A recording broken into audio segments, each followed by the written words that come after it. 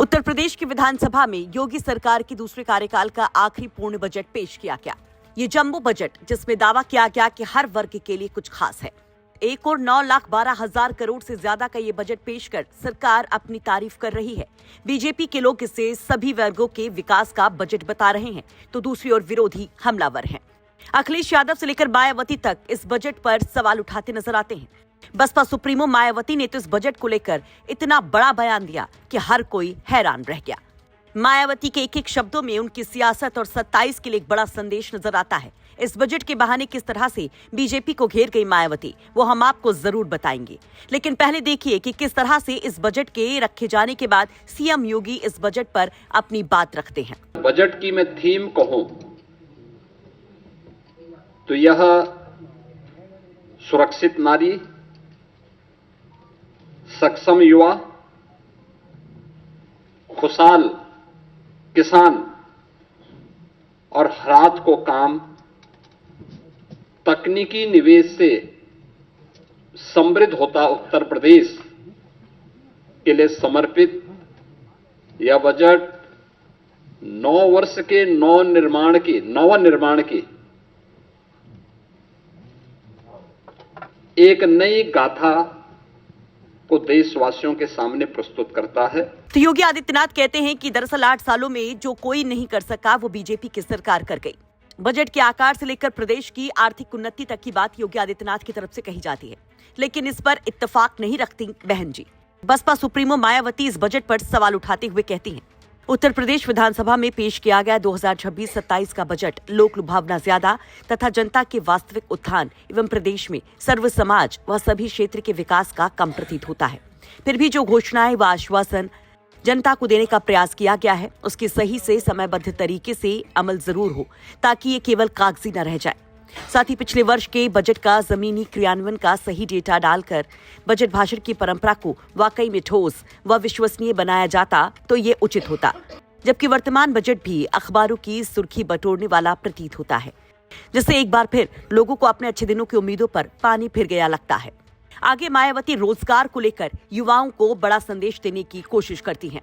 मायावती कहती हैं, वैसे भी उत्तर प्रदेश के लोगों को स्थायी आमदनी वाली रोजगार व्यवस्था का इंतजार बना हुआ है, जिसको लेकर गंभीरता एवं सक्रियता आवश्यक है। इस संबंध में SC/ST व OBC आरक्षण पर भी सरकार का समुचित ध्यान देना जरूरी है। बैकलॉग की भर्ती की भी जितनी जल्दी पूर्ति हो उतना बेहतर होगा। वैसे भाजपा सरकार अगर BSP की चारों सरकार की तरह सर्वजन हिताय सर्वजन सुखाय की संवैधानिक दायित्व को निष्ठा व ईमानदारी से निभाने का प्रयास करे तो ये देश व जनहित में उचित होगा। बजट भी इस दिशा में ही होना चाहिए, अर्थात बजट वर्ग व क्षेत्र विशेष का हितकारी तथा खासकर करोड़ों गरीब एवं किसान विरोधी न होकर उनके जीवन सुधार का माध्यम हो तो ये सही होगा। तो मायावती यहाँ पर हर वर्ग को एक संदेश देने की कोशिश करती हैं। सोशल मीडिया पर किए गए अपने इस पोस्ट के जरिए वो इसे एक छलावा बताती हैं और कहती हैं कि दरअसल उम्मीदों पर पानी फेरने वाला ये बजट है। लेकिन बजट को लेकर क्या कुछ अनाउंसमेंट हुए, वो बड़े की पॉइंट्स क्या है बजट के, जरा वो भी जान लीजिए। 9,12,000 करोड़ से ज्यादा का ये बजट रखा गया, जिसमें पूंजीगत व्यय के लिए 19.5%, शिक्षा के लिए 12.4%, स्वास्थ्य के लिए 6% का प्रावधान रखा गया है। कृषि एवं संबद्ध सेवाओं के लिए 9% का प्रावधान है। चिकित्सा, स्वास्थ्य और परिवार कल्याण विभाग के लिए 37,956 करोड़ का प्रावधान रखा गया है। चिकित्सा शिक्षा के लिए 14,997 करोड़ का प्रावधान है। ऊर्जा क्षेत्र को 65,926 करोड़ रुपए का बजट मिला है। नमामि गंगे और ग्रामीण जल आपूर्ति को 22,676 करोड़ का प्रावधान रखा गया है। सड़क और सेतु के लिए 34,468 करोड़ का प्रावधान रखा गया है। सरकार का फोकस यहाँ पर टेक्नोलॉजी को और ज्यादा विस्तार देने की रही, जिसके तहत AI mission, state data authority और डेटा सेंटर क्लस्टर स्थापित करने की घोषणा की गई। नए टेक्नोलॉजी मिशन और टेक युवा समर्थ युवा योजना लाई जाएगी, ये घोषणा हुई। अवस्थापना और औद्योगिक विकास के लिए भी इस बार बड़ा मद रखा गया है। इंडस्ट्रियल रिफॉर्म के लिए इस बार 27,103 करोड़ का मद रखा गया है। औद्योगिक क्षेत्र विस्तार योजना के लिए 5,000 करोड़ रखे गए हैं, जबकि MSME को भी यहाँ पर बूस्ट करने की कोशिश की गई है। MSME सेक्टर के लिए 3,822 करोड़ का प्रावधान रखा गया है। वहीं हथकरघा और वस्त्रोद्योग की योजना के लिए 5,041 करोड़ का प्रावधान है। एक और छात्रों को यहाँ पर फ्री टैबलेट बांटने की घोषणा की गई है, तो फिर वहीं मेधावी छात्राओं को रानी लक्ष्मीबाई स्कूटी योजना के लिए 400 करोड़ का प्रावधान रखा गया है।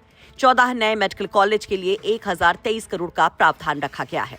वहीं इन घोषणाओं पर अखिलेश यादव भी जमकर तंज कसते हैं। इधर बजट कंप्लीट होता है, सीएम योगी की प्रेस कॉन्फ्रेंस पूरी होती है, उधर अखिलेश यादव भी प्रेस कॉन्फ्रेंस बुला करके इस बजट पर बड़ा हमला कर देते हैं।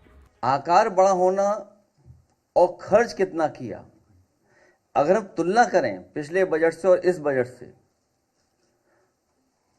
तो जो एवरेज आ रही है वो 50% भी सरकार खर्च नहीं कर पा रही है। आकार बड़ा है लेकिन खर्च क्यों नहीं कर पा रही है? अलग अलग विभाग में अलग अलग खर्चा है।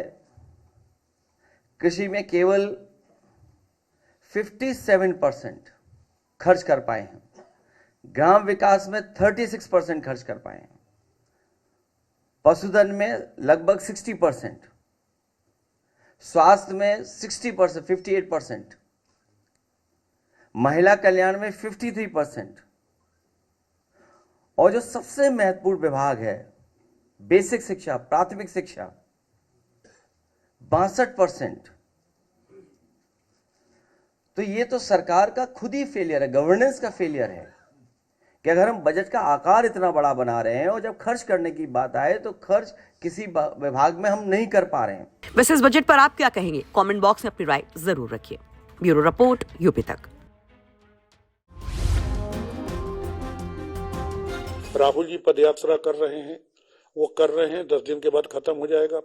जमीन पे अगर नहीं आएगा तो क्या मतलब? राहुल जी के पदयात्रा करने के क्या क्या कारण है, क्या क्या मुद्दे हैं, किस बात को लेके चल रहे हैं? भाई अकेला चना भाड़ नहीं फोड़ पाएगा। तो मुझे अधिकृत कर दें कि मैं अपने हिसाब से संगठन उसका बनाऊं और उसका चलाऊं, और 6 महीने आप देखिए, अगर सही हो तो आगे बढ़ा दीजिए। मुझे प्रांतीय अध्यक्ष बनाया गया। 13-14 जिले पड़ते हैं पश्चिम में। तो जब मैं बना तो वहां मैंने संविधान बचाओ संकल्प सभा चलाई। तो संदीप जी का फोन आया, नसीमुद्दीन जी ये मत करिए। क्यों का कोई जवाब नहीं। इसके बाद पोलिंग बूथ कमेटियां बनाना शुरू की। यहाँ बैठे हैं पश्चिम के लोग भी। शुरू की, मैंने बात की, उन्होंने कहा नसीमुद्दीन जी ऐसा मत करिए। संदीप जी जो प्रियंका गांधी की टीम के, उनके कहने का मतलब ये होता था कि प्रियंका जी कह रही हैं। तब प्रियंका जी प्रभारी थी, महासचिव थी ऑल इंडिया कांग्रेस कमेटी की, लेकिन प्रभारी उत्तर प्रदेश की थी। तो मत करिए। और भी काम जो किए गए, मेरी आदत थी कि अगर कोई मर गया है, बैठे हुए हैं नसीम भाई, तो इनके साथ भी हमारी पार्टी का हो ना हो, कोई भी अगर मैं वहां गया किसी जात का, मैं उसके घर जाता था। मैं जीवन तो नहीं दे सकता, अपने जीवन नहीं बचा सकता, दूसरे को क्या दूंगा? जब मेरी मौत आएगी मैं भी चला जाऊंगा। लेकिन सुख दुख में शामिल होना मैं अक्सर जाता था। मैं शांति से नहीं बैठना चाहता था, और वहां इस पैटर्न पे काम करने का कोई स्कोप नहीं। वहां पर जनसभा कर लीजिए, टेबल टॉक कर लीजिए, योजनाएं बना लीजिए, तो वो ठीक है। हालांकि अब पोलिंग बूथ कमेटियां बनाना शुरू की हैं।